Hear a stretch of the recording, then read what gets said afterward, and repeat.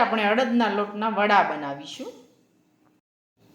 હવે આપણે તેમાં હળદર અને મીઠું નાખીશું।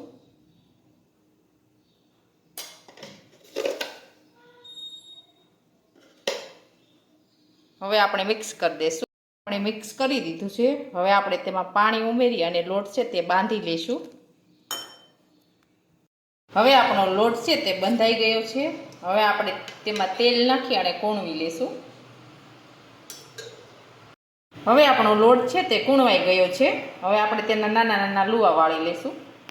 આ રીતે આપણે બધા લુવા વાળી અને વણી લઈશું। આ છે ઘઉંનો ઝીણો લોટ। હવે આ રીતે આપણે વણી લઈશું।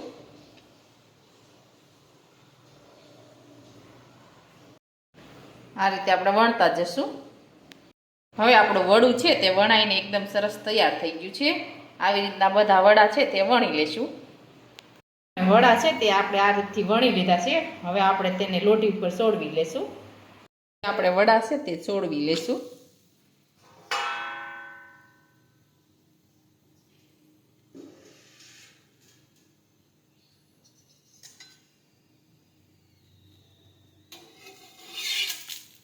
હવે આપણે ફેરવી લેશું।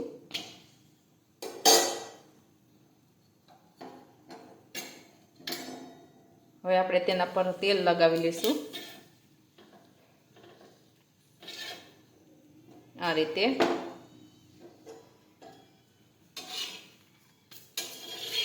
હવે બીજી બાજુ પણ ફેરવી લેશું।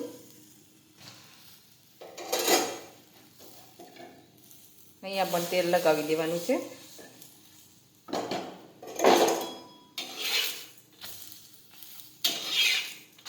આ રીતે આપણે બધા વડા છે તે ચોળવી લઈશું।